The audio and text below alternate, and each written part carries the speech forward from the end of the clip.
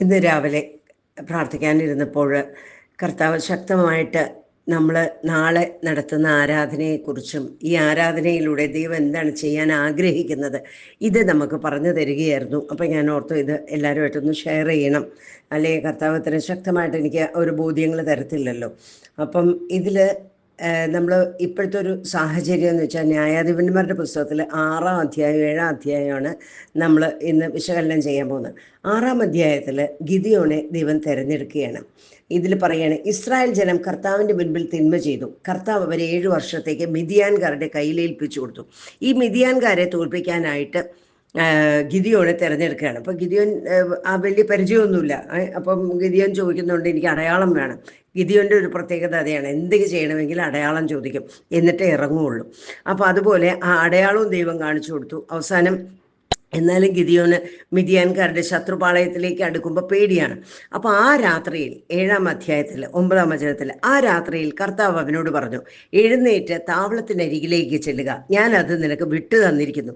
എന്നാൽ താഴേക്ക് ഇറങ്ങിച്ചെല്ലാൻ നിനക്ക് ഭയമാണെങ്കിൽ ഭൃത്യൻ പൂരായെ കൂടെ കൊണ്ടുപോവുക. അവൻ പറയുന്നത് നീ കേൾക്കുക. അത് കഴിഞ്ഞ് കൊണ്ടുപോയി കഴിഞ്ഞിട്ട് 13-ാം വചനത്തിൽ ഇതുപോലെ പറയുകയാണ്, ഗിദിയോൻ ചെല്ലുമ്പോൾ ഒരാൾ സ്നേഹിതനോട് ഒരു സ്വപ്നം വിവരിക്കുകയായിരുന്നു. അവൻ പറഞ്ഞു, ഞാനൊരു സ്വപ്നം കണ്ടു. മിദിയാൻകാരുടെ താവളത്തിലേക്ക് ഒരു ബാർലിയപ്പം ഉരുണ്ടുരുണ്ടു വന്ന് കൂടാരത്തിന്മേൽ തട്ടി കൂടാരം മേൽക്കീഴായി മറഞ്ഞ് നിലം പരിശിയായി. അവൻ്റെ സ്നേഹിതൻ പറഞ്ഞു, ഇത് ഇസ്രായേലിയനായ യോവാഷിൻ്റെ പുത്രൻ ഗിദിയോൻ്റെ വാളല്ലാതെ മറ്റൊന്നുമല്ല. അവൻ്റെ കൈകളിൽ ദൈവം മിദിയാൻകാരെയും സൈന്യത്തെയും ഏൽപ്പിച്ചിരിക്കുന്നു. സ്വപ്നവും അതിൻ്റെ വ്യാഖ്യാനവും കേട്ടപ്പോൾ ഗിദിയാൻ ദൈവത്തെ വണങ്ങി. അവൻ ഇസ്രായേലിന്റെ താവളത്തിലേക്ക് തിരിച്ചു ചെന്ന് പറഞ്ഞു, എഴുന്നേൽക്കുവിൻ, കർത്താവ് മിദിയാൻ സൈന്യത്തെ നിങ്ങളുടെ കരങ്ങളിൽ ഏൽപ്പിച്ചിരിക്കുന്നു. ഹല്ലേലൂയ. അതായത് എറണാകുളത്ത് അമ്മയെ തോൽപ്പിക്കാൻ തന്നെയാണ് അറിഞ്ഞോ അറിയാതെയോ തട്ടിൽ പിതാവ് ഈ ഒരു ആരാധന കൽപ്പിച്ചിരിക്കുന്നത്. അതെന്തും ആകട്ടെ, കർത്താവിൽ നിന്ന് വരുന്നതാണ് എന്ന് കരുതിക്കൊണ്ട് തന്നെ നമുക്ക് ശക്തമായിട്ട് ആരാധനയിൽ എവിടെയാണെങ്കിലും, നമുക്കെല്ലാവർക്കും അറിയാം ദൈവത്തിൻ്റെ ഒരു വലിയ അനുഗ്രഹമാണ് നമുക്ക് എവിടെ തിരിഞ്ഞാലും പള്ളിയുള്ളൊരു സ്ഥലം വേറെ എങ്ങും ഉണ്ടാകത്തില്ല. അങ്ങനെ ഈ പള്ളിയുള്ളൊരു സ്ഥലത്തിലേക്ക് ദൈവം നമ്മളെ ജനിപ്പിച്ചതിന് തന്നെ നമ്മൾ നന്ദി പറയണം. എറണാകുളത്ത് നമുക്ക് എവിടെ തിരിഞ്ഞാലും പള്ളിയുണ്ട്. ചിലപ്പോൾ ലത്തീൻ പള്ളിയായിരിക്കാം, ചിലപ്പോൾ സുറിയാനി പള്ളിയായിരിക്കാം, ഏതാണേലും നമുക്ക് പള്ളിയുണ്ട്. അപ്പോൾ അല്ലെങ്കിൽ മലങ്കര പള്ളിയായിരിക്കാം. അപ്പോൾ ആരാധനയ്ക്ക് എഴുന്നള്ളിച്ച് വെച്ചിരിക്കുന്ന ഒരു സ്ഥലത്തിൽ ചെന്നിട്ട് നമ്മൾ ഈ സമയം, നാളത്തെ ദിവസം ശക്തമായിട്ട് പ്രാർത്ഥിക്കണം. ഈ ബാർലിയപ്പം എന്നേക്കുമായിട്ട് വന്ന് ഈ എറണാകുളത്തിൽ നടക്കുന്ന എല്ലാവിധമായിട്ടുള്ള ദിവ്യകാര്യത്തിന് എതിരായി നിൽക്കുന്ന ആ അന്ധകാര ശക്തി, ഇല്ലുമിനാറ്റിയുടെ ഏറ്റവും വലിയ ഒരു പോയിന്റ് എന്താണെന്നറിയോ? ദിവ്യകാരുണ്യ ആരാധനയുള്ള സ്ഥലങ്ങളെ ഇടിച്ച് നിരപ്പാക്കുക. ഇത് ഇവൻ്റെ ഒരു അജണ്ടയാണ്. കാരണം ദിവ്യകാരുണ്യ ആരാധന, ഒരു ബിഷപ്പ് വളരെയധികം എന്താ പറയുക, മറ്റുള്ളവരാൽ പീഡിപ്പിക്കപ്പെട്ട്, നമുക്കറിയാം നമ്മുടെ മധ്യത്തിൽ തന്നെ കഴിയുന്ന ഒരു ബിഷപ്പാണ്.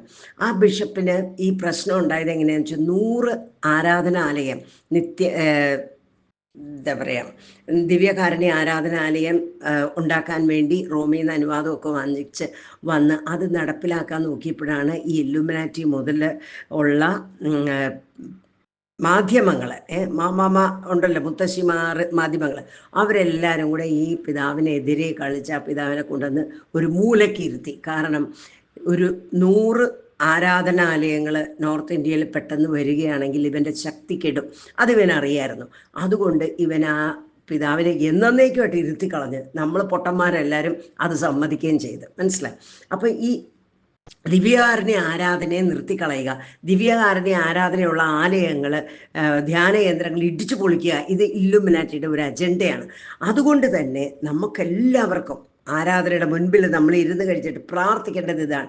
ഈ എറണാകുളത്ത് നടക്കുന്ന ഇല്ലുമിനാറ്റിയുടെ ശക്തമായ കരത്തിനെ അടിച്ച് നിരപ്പാക്കാൻ ബാർലിയപ്പം ഉരുണ്ട് വരട്ടെ. ഈ തല മുതൽ പാദം വരെ എല്ലാ തിന്മകളും ഈ എറണാകുളത്ത് അമ്മയുടെ ഉള്ളതിനെ നശിപ്പിച്ച് കളയട്ടെ. കാരണം എന്നേക്കുമുള്ള ഏക ബലിയായിട്ടാണ് ഈശോ വന്നിരിക്കുന്നത്. അതുകൊണ്ടാണ് ഹെബ്രായർക്കാർക്ക് എഴുതിയ ലേഖനത്തിൽ 9-ാം അധ്യായത്തിൽ 15-ാം വചനത്തിൽ പറയുകയാണ്, എന്തിനാണ് ഈ ദിവ്യാർണ്ണി ആരാധന നമ്മളുടെ മധ്യത്തിലേക്ക് വന്നത് എന്നറിയണമല്ലോ. വിളിക്കപ്പെട്ടവർ വാഗ്ദത്തമായ നിത്യ അവകാശം പ്രാപിക്കുന്നതിന് അവൻ ഒരു പുതിയ ഉടമ്പടിയുടെ മധ്യസ്ഥനായി. കാരണം ആദ്യത്തെ ഉടമ്പടിക്ക് വിധേയരായിരിക്കെ നിയമം ലംഘിച്ചവർക്ക് അവൻ സ്വന്തം മരണത്താൽ രക്ഷയായി തീർന്നു. കാരണം എബ്രായർ 10 4 തൊട്ടുള്ള വചനത്തിൽ, 4 തൊട്ട് 10 വരെയുള്ള വചനത്തിൽ എനിക്ക് ഏറ്റവും ഇഷ്ടമുള്ള ഒരു വചനമാണിത്. കാരണം കാളകളുടെയും കോലാടുകളുടെയും രക്തത്തിന് പാപങ്ങൾ നീക്കിക്കളയാൻ സാധിക്കുകയില്ല. ഇതിനാൽ അവൻ ലോകത്തിലേക്ക് പ്രവേശിച്ചപ്പോൾ ഇങ്ങനെ അരുളി ചെയ്തു, ബലികളും കാഴ്ചകളും അവിടെ നിന്ന് ആഗ്രഹിച്ചില്ല, എന്നാൽ അവിടെ നിന്ന് എനിക്കൊരു ശരീരം സജ്ജമാക്കിയിരിക്കുന്നു. ദഹന ബലികളിലും പാപപരിഹാര ബലികളിലും അവിടെ നിന്ന് സംപ്രീതനായില്ല. അപ്പോൾ പുസ്തകത്തിൻ്റെ ആരംഭത്തിൽ എന്നെക്കുറിച്ച് എഴുതിയിരിക്കുന്നത് പോലെ ഞാൻ പറഞ്ഞു, ദൈവമേ, അവിടുത്തെ ഇഷ്ടം നിറവേറ്റാൻ ഇതാ ഞാൻ വന്നിരിക്കുന്നു. ഇങ്ങനെ കൂട്ടിച്ചേർത്തു 9-ാം വചനത്തിൽ, അവിടുത്തെ ഹിതം നിറവേറ്റാൻ ഇതാ ഞാൻ വന്നിരിക്കുന്നു. രണ്ടാമത്തേത് സ്ഥാപിക്കാനായി ഒന്നാമത്തേത് അവൻ നീക്കിക്കളയുന്നു.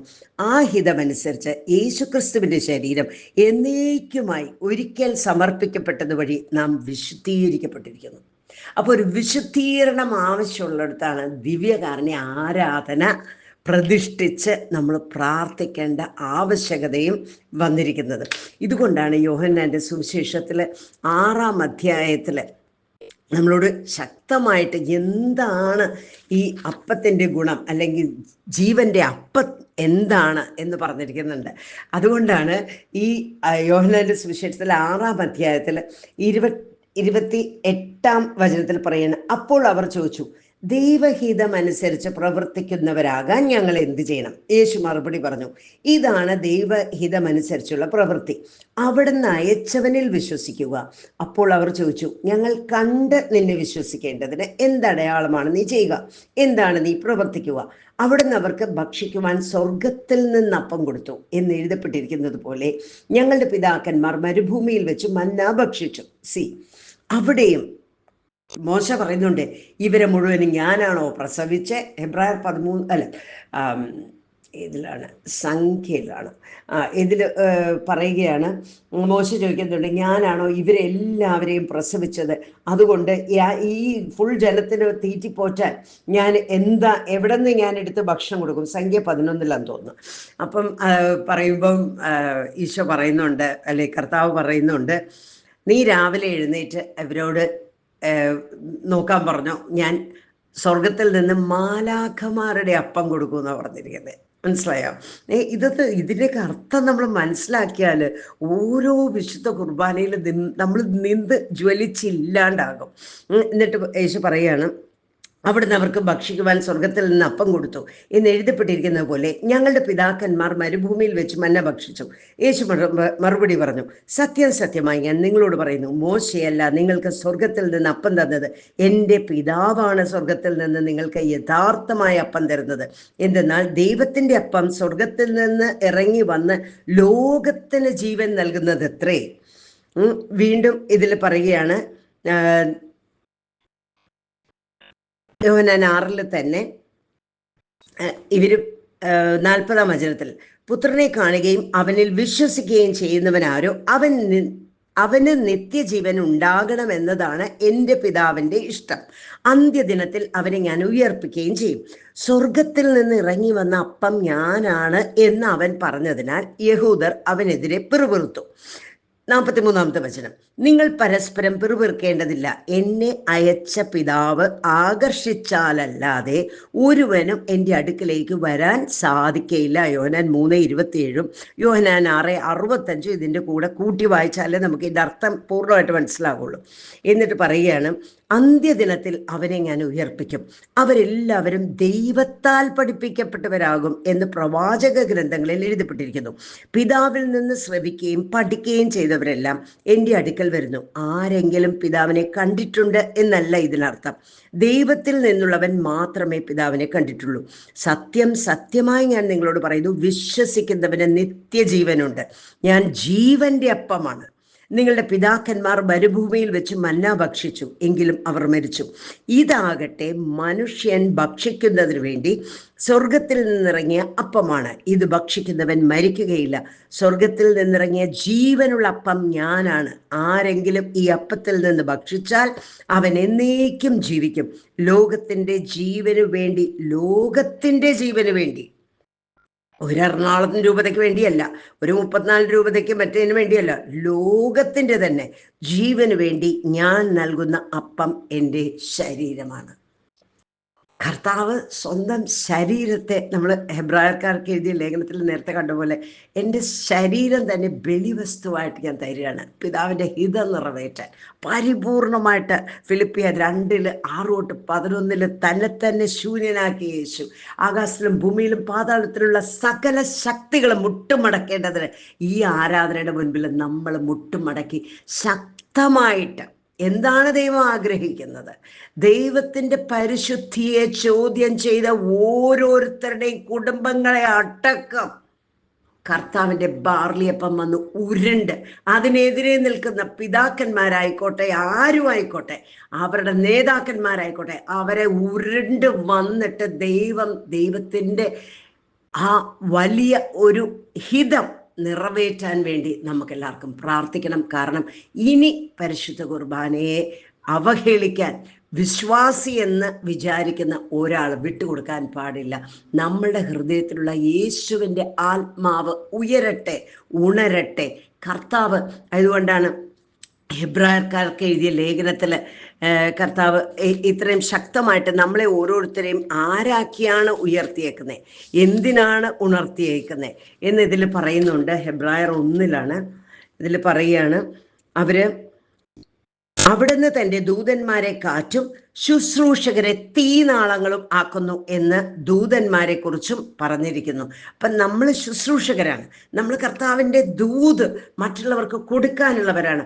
ആ ശുശ്രൂഷകരെ തീനാളങ്ങളാക്കാൻ നാളത്തെ ആരാധനയിൽ ദൈവം ഇറങ്ങി വരട്ടെ.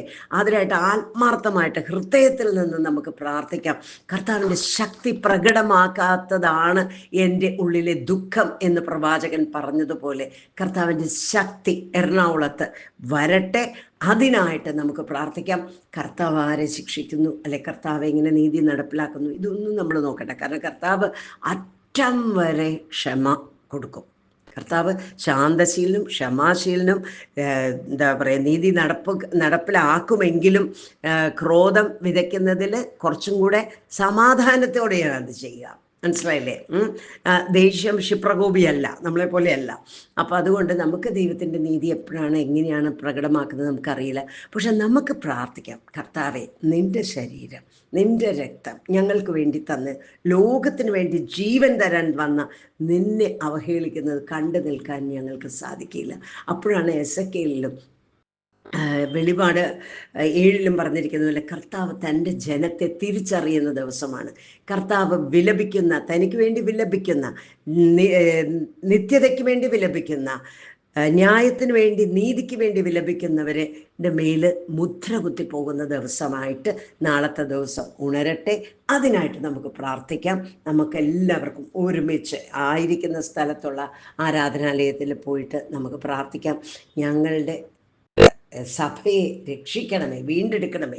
ഇല്ലുമിനാറ്റിയുടെ പിടിയിലും അന്ധകാരത്തിൻ്റെ പിടിയിലും അന്തിക്രിസ്തുവിൻ്റെ പിടിയിലുമായിരിക്കുന്ന ഞങ്ങളുടെ നേതാക്കന്മാരെയും ഞങ്ങളുടെ സഭാ ശ്രേഷ്ഠന്മാരെയും വിശുദ്ധരായിട്ടുള്ള പുരോഹിതരെ പീഡിപ്പിക്കുന്ന മറ്റു വിമത പുരോഹിതന്മാരിൽ നിന്നും കർത്താവെ ഈ അന്ധകാര ശക്തി എടുത്തു മാറ്റിക്കൊണ്ട് എല്ലാവരെയും ദൈവത്തിൻ്റെ മക്കളാക്കി നീ ഒരിക്കൽ കൂടെ ഞങ്ങൾക്ക് മാനസാന്തരം തരികയും ഒരിക്കൽ കൂടെ ഞങ്ങളെ നവീകരിക്കാനായിട്ട് അവിടുത്തെ പരിശുദ്ധാത്മാവിനെ ആ ഭൂമുഖത്ത് അയക്കണമേ എന്ന് നമുക്ക് പ്രാർത്ഥിക്കാം. അതിനായിട്ടായിരിക്കട്ടെ നാളത്തെ ദിവസം. അതാരും മിസ് ചെയ്യാതെ പരിപൂർണമായിട്ടും തട്ടിൽ പിതാവ് പറഞ്ഞത് അറിഞ്ഞോ അറിയാതെയോ പറഞ്ഞ ഈ ഒരു പ്രക്രിയ നമുക്ക് ഏറ്റെടുക്കാം. നമ്മളുടെ സത്യം പറഞ്ഞു കഴിഞ്ഞാൽ പ്രാർത്ഥനയിലൂടെയും ഉപവാസത്തിലൂടെയും മാത്രമേ ഈ പിശാചിനെ വിട്ടുപോകാൻ പറ്റുള്ളൂ. ഇത് ചെറിയ പിശാചല്ല. അപ്പോൾ അതുകൊണ്ട് ദൈവം നമുക്ക് ആരാധനയ്ക്ക് തന്നിരിക്കുകയാണ്. കഴിയുന്നത്രയും പേര് ഉപവസിച്ച് തന്നെ ഈ ആരാധന കൂടുക. നിങ്ങളുടെ സ്വന്തം ലാൽ ചേച്ചി.